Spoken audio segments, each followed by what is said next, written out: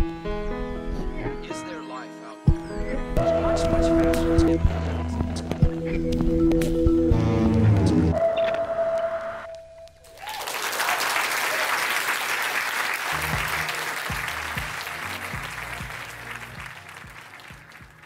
So I'm here to speak about this remarkable cultural phenomenon that's been brewing and evolving for over 15 years now and has largely been almost completely overlooked in mainstream media and awareness. And there's some grace to this fact, but it's a global phenomenon, it's international, and at the same time, the west coast of North America, with the very special environment we have here, both culturally and naturally, is at the crest of its cutting edge. And Vancouver, BC, right here, is one of its main hubs. And it's not just in Vancouver, it's province-wide and goes well into Alberta. And I'm going to make the bold statement right here at TEDx that Vancouver is in fact the #2 center of this global phenomenon. San Francisco #1, Vancouver #2. It's friendly, it's friendly. And I'm here to tell you all about it. So, psst. But don't tell anyone else. So, this new evolutionary culture has never been branded. There are no agreed upon identifiers or labels. In fact, there are several distinct subcultures within it. So you might have already heard the term burners, or tribal, or tribies, or perhaps even psytrancers. There's a few more, but those are probably the main ones that fit within this term transformational festivals that I'm here to talk about. So I'd like to just get a quick gauge right now from the audience here. How many of you are already familiar with what I'm talking about? Okay, so maybe a third or so? Awesome. So for those of you who've never been, I happen to have brought with me to my TED Talk a galaxy-class light ship capable of going anywhere in space-time. And it's got just enough room for 500 people. So why don't we hop in and go for a little visit to one of these festivals and see what it's all about. Come on, everybody. It works better if we all do it. Hold there.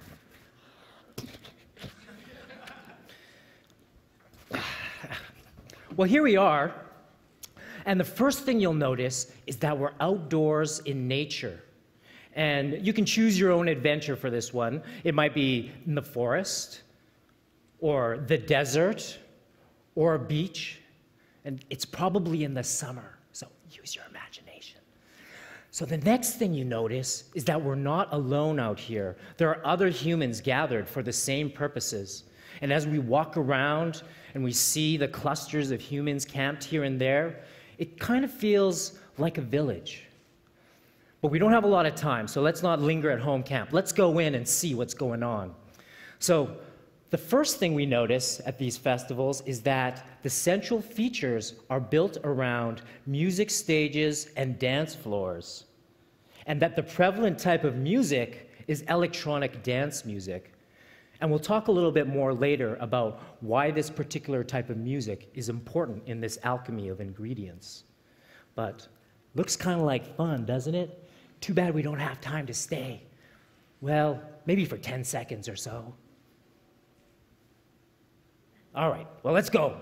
So, I'm starting to get a little anxious because we've only got 3 minutes here, and there's literally like 20 to 60 workshops included in this festival that run the gamut of interests from raw foods and yoga to Nassim Harriman's unified field theory, to the latest music production software, to natural building and permaculture.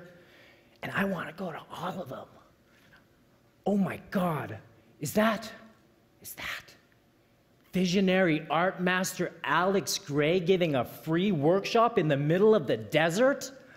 I so want to stay for this. Okay, but we better get going. So speaking of visionary art, there's this whole art movement that's very much intertwined with this new festival culture that is evoking on canvas the transforming perception of ourselves and our universe. And while we don't have a lot of time to peruse the visionary art gallery that's on site, but wait, is that Eric Nez, Anne Autumn Sky Morrison, Anne Heskin, Anne Weaver live painting on the side of the stage up on a platform? Wow, some of the brightest up-and-coming stars of the new second generation of visionary artists. And then you soon start to notice that there's art everywhere. And it might be decorating some stage or structure, or it might just be filling some nook or cranny. Or it might be an epic installation all unto itself. And then you start to get this crazy idea that we are art. And the art goes hand in hand with performance.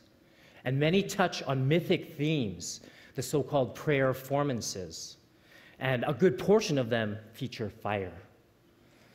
So, we don't have time to step into the market, but this is also a social economy. There's all the artisans, all the clothing and fashion designers, all the food, the crystals. But the thing that makes us stop and take a deep breath is that we notice that it's not all just art for art's sake. There's this whole sacred stream. There's altars everywhere, at every stage.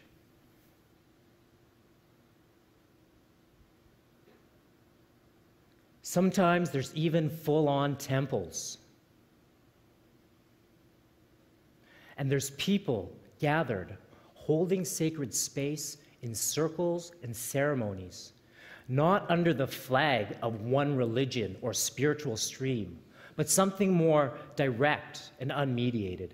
And we'll talk a little bit more about what this might mean too. So that I didn't even mention all the participant-driven content. And that might come in the form of costuming. Participants might contribute additional zones, cush areas, healing zones, shisha lounges, tea houses, renegade sound systems, theme camps. So, our time here is almost up. But before we have to go back to the theater, I'd like us to notice that with all this going on, the result is a content-rich reality that features a high density of quality interactions. These are typically intensely co-created affairs. A typical ratio for one of these festivals is that a full third to a theoretical 100% of participants are active co-creators in the actual experience. And what we find, what we witness, is that there's this real and deep human need to contribute to community.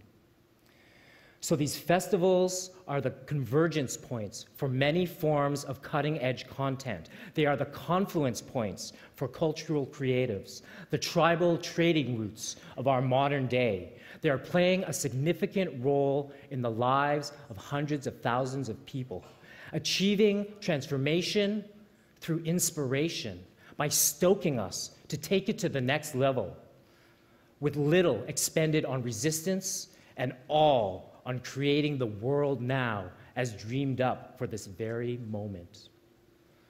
As containers of these quality interactions and experiences, they become markers in our lives, returning a sense of mythos that is missing from the offerings of mainstream culture.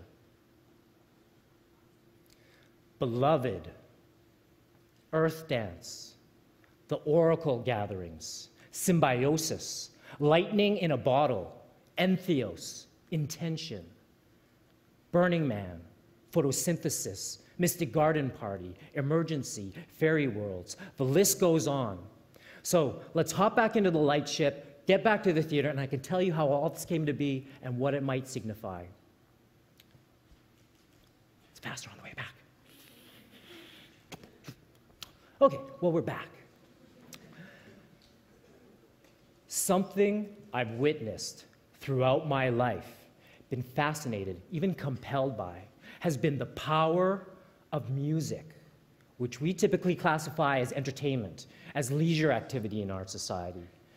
But the power of music to consistently create new culture where there was none before. New forms of music emerge, they articulate, evoke something essential about the human experience, and around that humans cluster and form culture, or more properly subculture, with shared values, practices, codes, aesthetics, identity, worldview, and story. In this way, music continues to speak to the deepest spirit of what it is to be human, that insistent thirst for more freedom, more expression, to push against the boundaries. So in the example we're talking about today, this first started with the tools for the new music. And these were samplers, synthesizers, sequencers, drum machines, digital effects. While initially dismissed as passing fads, as pale replicas of the real thing, in fact, these were new models of working with frequencies intended to be transmitted through a new breed of full-spectrum sound systems. In the hands of humans, these tools birthed electronic dance music, where layers of hypnotic and funky rhythm and bass and melody and effects were woven to induce an ecstatic state that is less about the human stories sung of love and loss, and more about some shared psychic space, some primordial remembrance, perhaps, of the telepathy we experienced back when we were all fish, swimming in unison, and now the music is our ocean.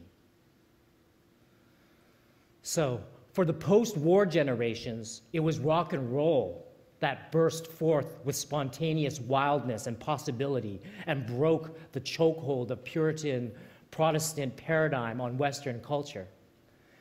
But when rave culture birthed out of electronic dance music, what this represented through a new generation, first in the UK and the East Coast of America, and then the world, was nothing less than the full return of the ecstatic tradition into Western culture. And whereas rock had retained the idolatry of the band as quasi-religious spectacle, rave tended to emphasize the communal and participatory nature of the dance-trance ritual. And when we take a look, do a little research, we find out that, in fact, this is the oldest way of being, used for spiritual and shamanic purposes among countless cultures for time immemorial. Some suggest, perhaps, the roots of religion itself.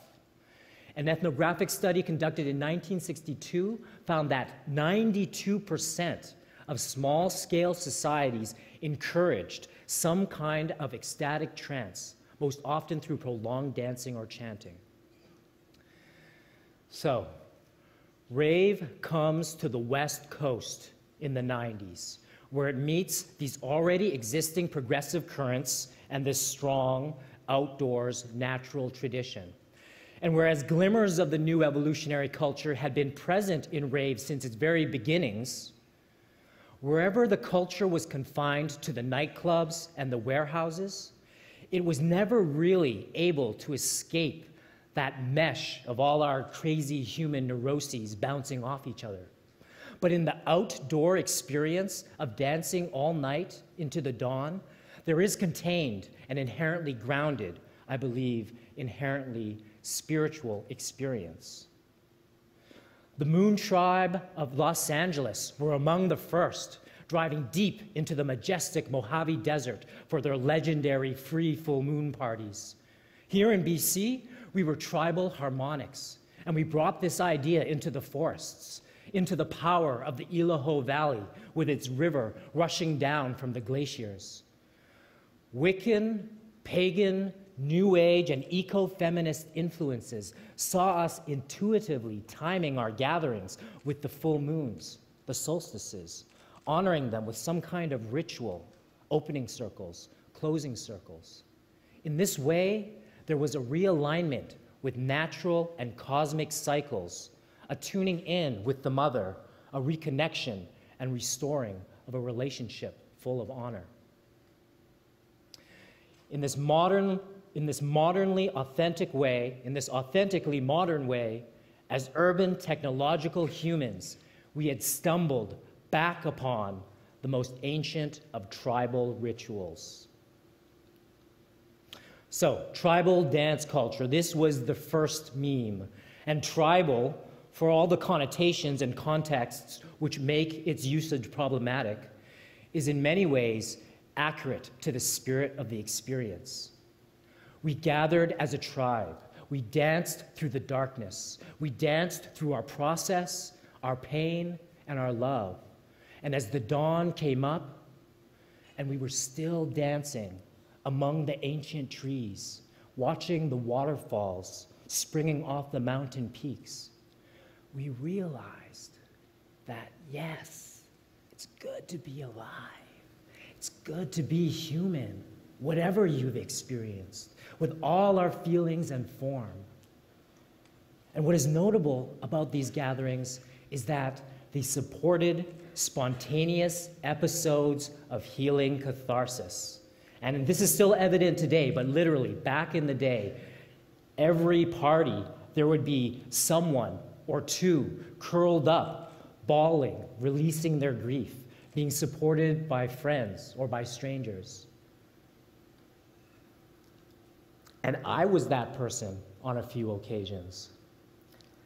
And I never did therapy, and I most definitely wasn't raised with a vocabulary to understand and process my emotions. And this was how I broke through the armor. And I know it was because we were in such strong containers of love and safety that my psyche knew that this was the place to release all that had been bottled up and unexpressed for so long. And over time, we've learned to support those going through challenging or cathartic experiences by creating peer support, healing, and sanctuary spaces in these festivals. And as much as this is the reinvigoration of a timeless lineage, this is also a future culture. This is the counterculture of the internet, of the Web 2.0 generation. And rather than being Luddite back to the landers, we are early adopters of technology. I mean, electronic music is a type of digital art. There have always been lots of techies, web developers, digital media artists in the culture. So at the same time, we see this tribal, ancient, mythic meme moving through, we also have this sci-fi, galactic, techno meme happening at the same time. So an ancient future culture. So the tribal dance is the core ritual of these transformational festivals, which themselves describe the temporary whole reality containers we create for 3 days, 5 days, 7 days at a time. And when we go outdoors, when we return to that original canvas of nature, where you have to bring everything with us, we soon quickly realize what it is that we as humans bring to the picture. We are reality makers. We are spacecrafters. We are decorators and adorners. We are world makers. And in these temporary autonomous zones, where we escape for a moment from the hierarchies and agendas embedded into the very material of our mainstream consensus reality, we are freed to co-create and share the momentary realization of the liberated world we would wish to live in. We have learned that these parties are practice for co-creating this very world. We've lived it together, tasted it, if even only for a few days. These are spaces where we are able to touch in with our full humanness, no longer hidden behind the roles we must live in our daily lives, so often alienated, defensive, traumatized. Instead, these are models of compatible diversity. The dance floor is both a metaphor and the lived reaffirmation of this. We are all swimming in that ocean of music. Each one of us different. Each one of us right.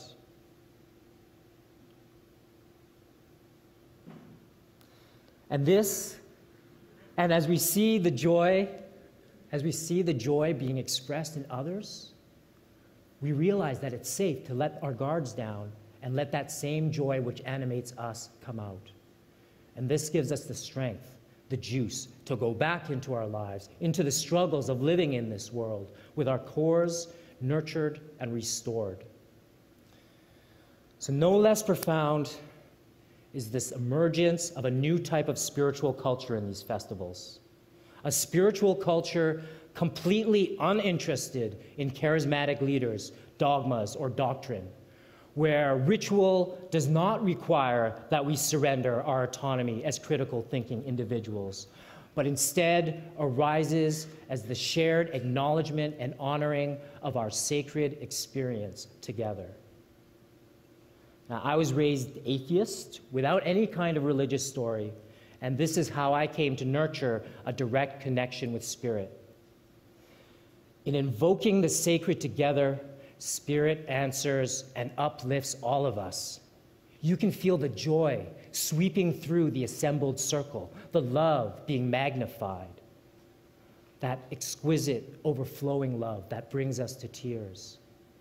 And in the prayer performances and the ceremonies, we are infusing sacred consciousness with new creative juice.